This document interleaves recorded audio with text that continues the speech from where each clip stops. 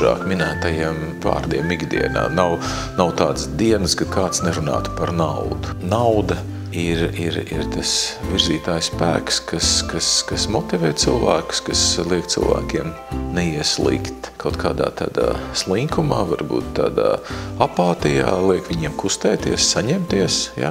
Un tad, kad atkal viņas ir druscītiņi vairāk un pietiekoši, tad cilvēki atkal drusku atslāpst un druscītiņi atkal bauda dzīvi, ja? Visam jābūt ir ar mēru, ar tādu sabalansētību, un tad laikam jau viss ir kārtībā.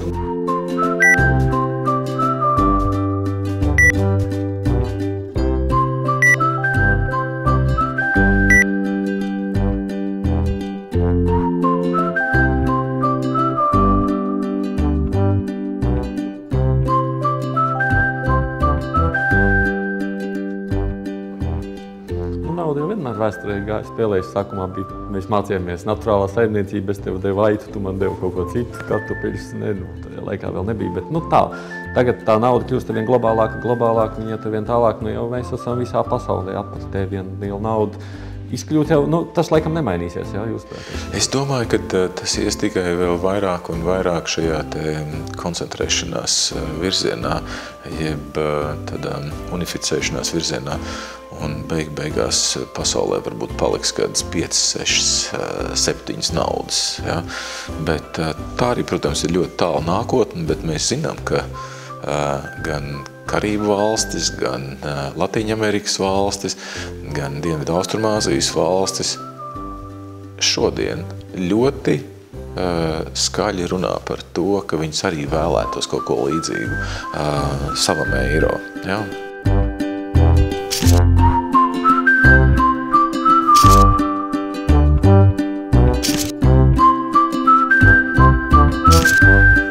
Eiropa ir ļoti interesanta. Eiropa ir daudzšķautnaina un patiski tāds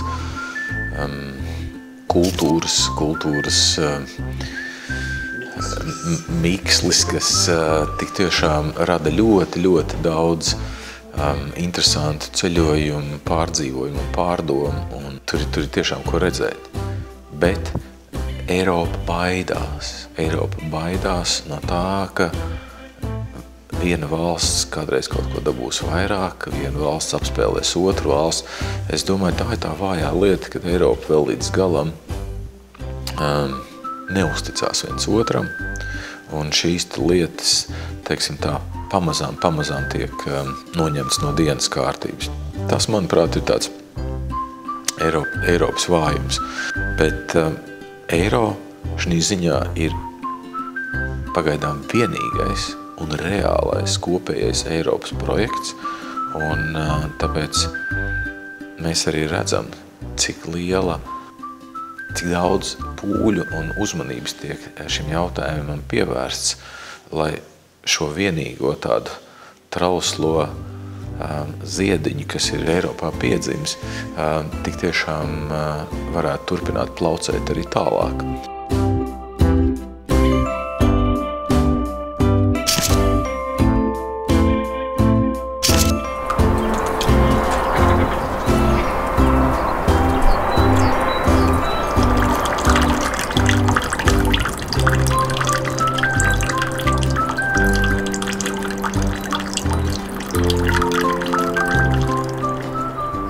Eiropa, manuprāt, ar katru dienu apzinās savu varēšanu, sāk ticēt sev. Kopumā ņemot, es domāju, ka Eiropa ir tādā, tā pa īstam savas veidošanās pašā sākumā. Ja? Jo šobrīd Eiropas Savienībā ir ienākušas 10 jaunas valstis, kas tagad ir pirmos 10 gadus tur aizvadījuši. Vēsturiski 10 gadi, tas nav nekas. Mēs redzam, šogad pievienosies Horvāti. Nākotnē iet runa par to, ka tur varbūt varētu vēl kādas pāris valstis pievienoties.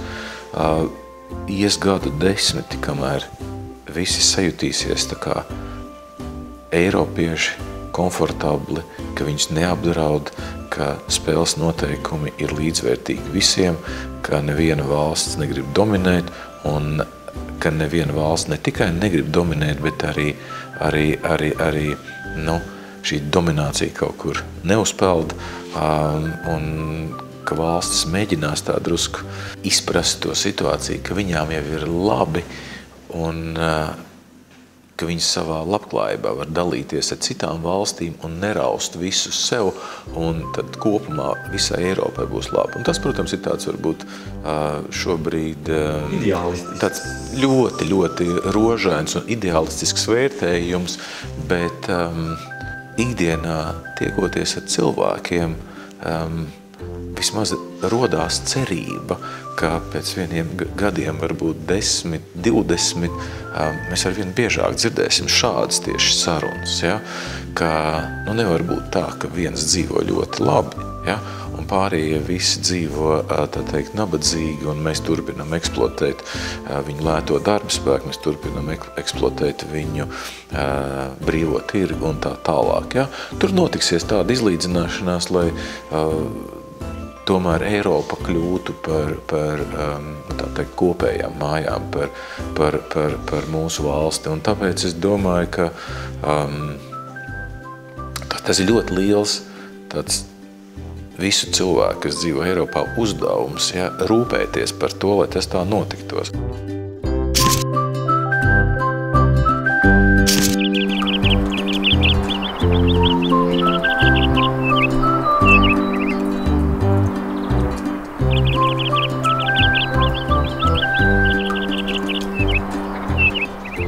Šodien, ikdienā, tādas lielas valstis kā Vācija un Francija bieži vien iesaistās kompromisos, lai tikai to situāciju noturētu tādā līdzsvarā un ne par katru cenu neizcīnīt tieši sev tos labākos noteikumus. Ja? Jo, ja mēs daudz jau par šīm lietām nav runāts, bet Eiropas budžets, no kā tad viņš veidojās? Viņš veidojās tomēr no lielāko un bagātāko dalību valstu iemaksām, un pārējās valsts šo naudiņu sadala. Un neskatoties uz to ļoti lielo krīzi, kāda šobrīd Eiropas Savienībā un Eiropā valda, tomēr šīs valstis atlicina vienu daļu pavisam citām valstīm. Ja? Un mēs varam runāt, ka tā ir salīdzinoši tomēr niecīga summa, daudz mazāka summa, kāds, teiksim, ir Amerikas Savienotajās valstīs, kāda tiek pārdalīts ar federālo budžetu. Bet tomēr tas ir sākums, un ja mēs paskatāmies uz šo Eiropas Savienību kopumā, tā ir tāda ļoti jauna savienība, ja? 60 gadi, un daudz kļūdu ir pieļauts, bet svarīgākais, ka viņas ir apzinātas un ka šī te kolektīvā atmiņa viņas fiksē, un cilvēki, kas nāks pēc tam, viņas atkal atcerēsies un nākotnē nepieļaus.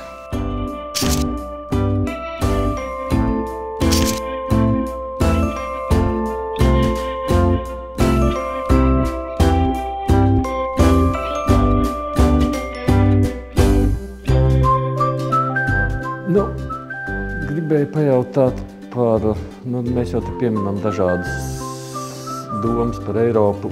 Kāpēc tad tā, ja pirms 20 gadiem, man liekas, mums tas sapnis šķita, ja mēs varētu būt Eiropas Savienībā, ja mums būtu, mums tas likās kaut kas tāds ārkārtīgi iekārojams. Tagad vienai lielai daļai iedzīvotāji vispār Eiropa ir kaut kas tāds, kas vairāk tā kā atgrūž nekā piesaista. Kāpēc? Kas ir noticis? Mēs esam ienākuši Eiropas Savienībā, mēs esam pataustījuši, mēs esam ieraudzījuši, ka šī nav brīnumzeme, ka šeit ziemā nezied rozes un akācijas, un ka šeit ir tomēr zināmi arī spēles noteikumi, kas varbūt atsevišķās reizēs mums tā kā atstaro Padomju Savienību, kas atstaro kaut kādu lielāku centralizāciju, kas liek cilvēkiem tā kā sajust kaut kādu tā kā kontroli un prasības no citas galvaspilsētas, un tas cilvēks, protams, kaitina. Ja? Bet mēs vienmēr esam raudzījušies gan uz Eiropas Savienību, gan uz eiro, kā uz iespēju, kā uz instrumentu.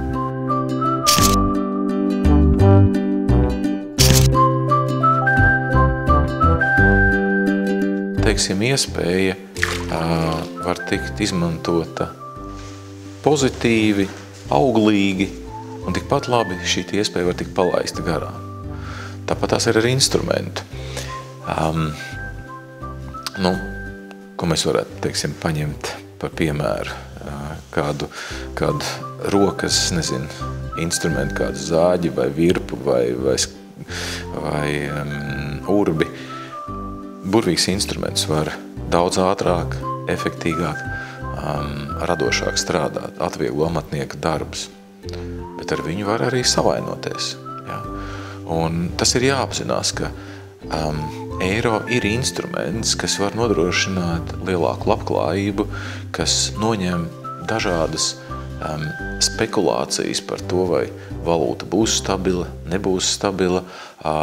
Ja viņa nebūs stabila, tad mēs pagaidīsim un mēs neieguldīsim šajā valstī, mēs neradīsim jaunas darba vietas, rezultātā ekonomika stāv.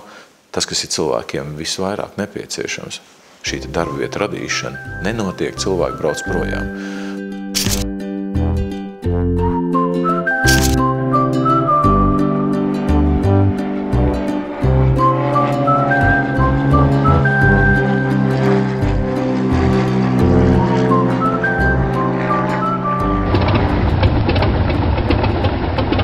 Ja mēs ņemam eiro jau par pamatu, tad atkrīt šīs devalvācijas bāžas, atkrīt valūtas nestabilitātes bāžas. Investori zina, ka tā ir viņu nauda, tad tur nekāda valūtas riska nav iespējami. Paliek tikai pārējie tādi faktori, kas ir saistīti ar nodokļiem, ar likumdošanas bāzi, kas attiecīgajā valstī darbojās.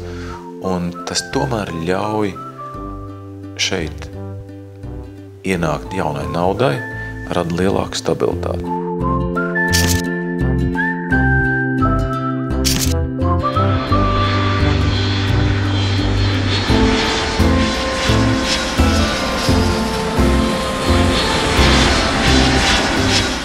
Latvijai nav jāpārmaksā par savu parādu pārfinansēšanu. Tas ir ļoti, ļoti svarīgi.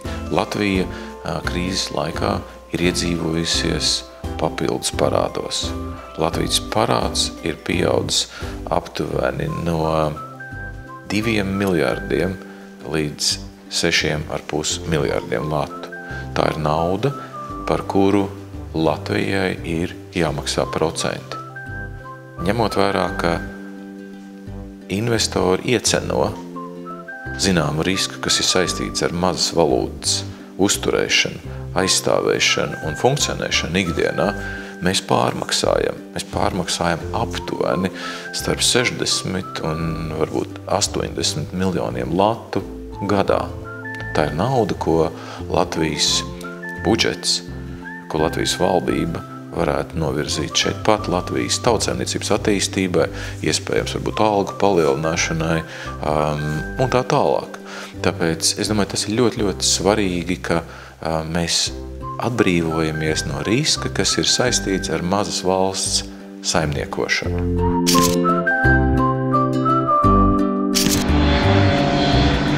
Mēs zinām, ka nākotnē, ja gadienā kaut kas notiekās, jums būs daudz grūtāk izķeparoties, jo aiz jums neviens nestāv. Jums nāksies atkal iet ar izstieptu roku un kādam prasīt palīdzību.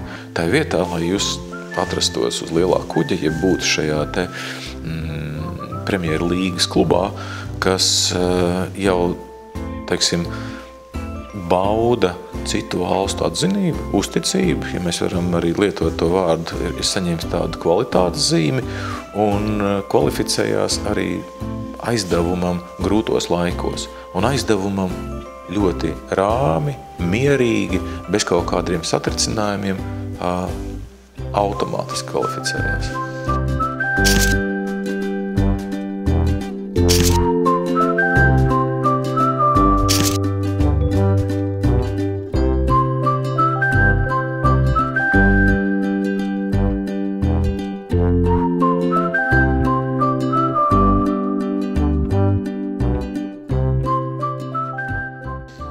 Tas bažas ir tā kā ļaužu, es nezinu, tā ir tāda vēsturiska pieredze, kāpēc tie cilvēki, viņiem zināšana trūkst, kas ir tas, kāpēc? Es domāju, ka tas ir no visa pa druskai. Tā ir tā ļoti sāpīgā vēsturiskā pieredze, tā ir tā kolektīvā atmiņa, ka nevar būt taču. Nevar būt, ka šoreiz mūs te neapmānīs. Tās ir tās negatīvās ziņas, kas mums nāk no Eirozonas. Un tīri cilvēciski mēs jau saprotam, ka cilvēkam viss jaunais ir tāds drusku kaitinošs un kāpēc kaut ko jāmaina atkal. Var taču dzīvot, viss taču ir kārtībā. Mūsu redzējums ir varbūt tāds drusku pragmātiskāks caur to, ka es un mani kolēģi, kas 2008. gada tumšajās jau novembra un augstajās decembra dienās bija ļoti tuvu tai telpai, kurā tika pieņemti lēmumi attiecībā par Latvijas nākotni. Mums bija iespēja ieskatīties un redzēt, ka valsts kasē gandrīz beidzās nauda. Ka valsts kasē nebūtu līdzekļi, ar ko maksāt pensijas, ar ko maksāt cilvēkiem algas no budžeta.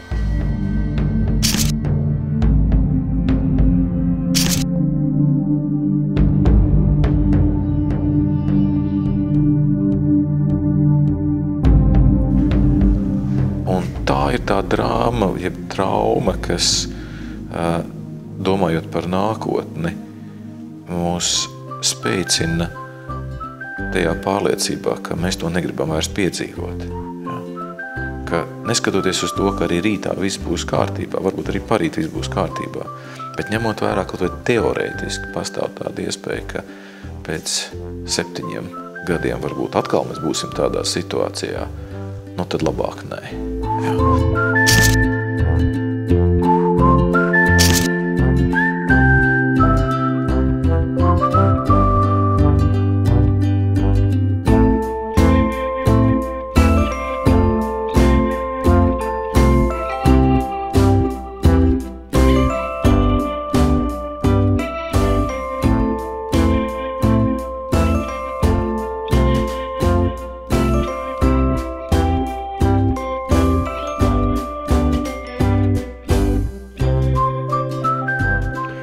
Jūs zīmējāt tās labās lietas, es nezinu, vai vēl kaut kas varbūt tieši no otras puses paskatoties, iezīmējot to ainu, kas kāda būtu Latvija pēc 5 gadiem, ja mēs neiestājamies tajā. Es domāju, tas nebūtu stāsts par to, ka pēc 5 gadiem Latvija ir vēl lielākā krīzē kā šodien. Nekādā gadījumā. Runa nav par to. Runa ir par to, ka pēc 5 gadiem viss būtu kārtībā, varbūt pēc 7 gadiem viss būtu kārtībā, bet es domāju, pēc 10 gadiem, gan būtu atkal nākošā krīze. Viņi noteikti būs, viņas nāk ar tādu ciklu 7 līdz 10 gadu, agrāk vai vēlāk. Mainās valdības, mainās parlamenti, mainās ekonomiskie cikli, mainās politiskā situācija. Un dažiem nākot pie varas liekas, ka tagad varbūt tās brīvāk dzīvot un drusku tērēt pāri saviem līdzekļiem, pāri ienākumiem. Iestājas kāds varbūt tāds atslābums un liekas, ka varbūt tās atkal būs tā kā traknāki un labāki gadi. Un nākamajā krīzē Latvija varētu nonākt situācijā, ka mēs tik tiešām pazaudējam vēl cilvēkus. Ja arī šī neziņa un šī nestabilitāte nozīmē vēl cilvēku aizbraukšanu no Latvijas projām. Tāpēc nav tā, ka ja mēs neiestāmies rītā Eirozonā, šeit nodziest gaismu. Tā nav. Jautājums ir, ka mēs šos gadus joprojām turpinam pārmaksāt par parādu apkalpošanu, Latvijas tautsēmniecība tiek bremzēta caur lielākām konvertācijas izmaksām, mēs nepiesaistam jaunas investīcijas, mēs neradam jaunas darba vietas. Var sakot, mēs neizraujamies, mēs nedabonam to izrāvienu par ko runā valdība ekonomiskajā lauciņā, kas faktiski mūs tomēr tā kā attālina no šīs labklājības valsts. Par to ir tas stāsts, un mēs tāpēc neredzam to iemeslu, kāpēc baidīties, tad kāpt uz šī kuģa un pamazām iepazīstināt ar Latviju, radīt šo te pozitīvo iespēju par Latviju, kas spēj pārvaldīt savu valsti, kas spēj pie sarunām teikt arī kādu prātīgu vārdu un pierādīt, ka mēs esam eiropieši. Jā.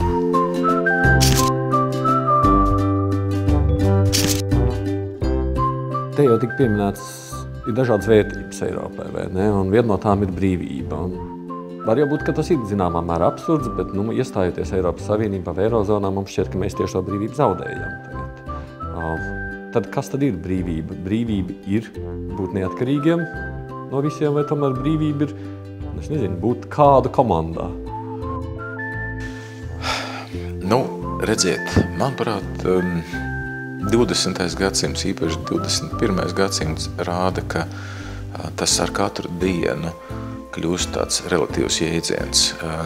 Manuprāt, globalizācijas apstākļi, valstu tāda apvienošanās, grupēšanās dažādos blokos un reģionos parāda to, ka mazām valstīm, lai nosargātu savu brīvību, tomēr ir jābūt kopā ar kādu. Un atrodoties, teiksim, kopā ar lielām, stiprām, ietekmīgām valstīm, mēs to savu brīvību varam tikai nākotnē nosargāt.